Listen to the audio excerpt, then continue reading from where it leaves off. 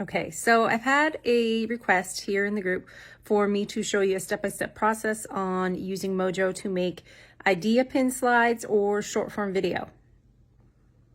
So I'm sitting here in my little chair hanging out. This is my living room. And I decided to make you a tiny tutorial. So follow along. I'm going to throw up some video here on the screen, and I'm going to do a quick little voiceover so that you can learn how to use these apps to create short form video content.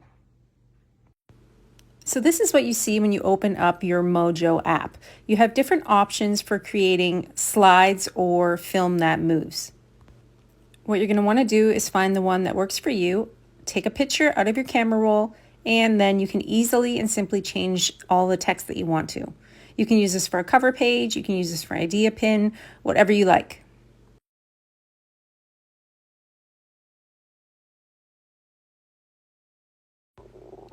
So once you're done, you're just going to hit the save up there in the top right hand corner, and it's going to come up like this in your phone. You can then either cross post it to the apps that you see above or save it in a video to your phone, which is what I do.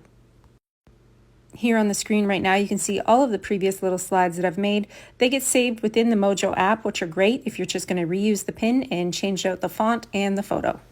So your next step to taking those photos, those little moving slides, and putting them in a video is to go to your InShot app. Open up your app and create a new video. Choose all of the pictures that you just created in Mojo and add them to your app. This is where you can either shorten your slides, add a voiceover, add stickers.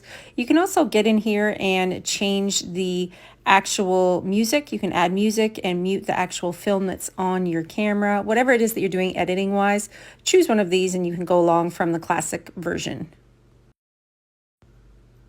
In this app, in InShot, you can also go in and change the canvas size. You can shorten your slides. You can add text, stickers, etc. Whatever you like. And then you're going to actually save this to your phone and use this to post up on different social media apps.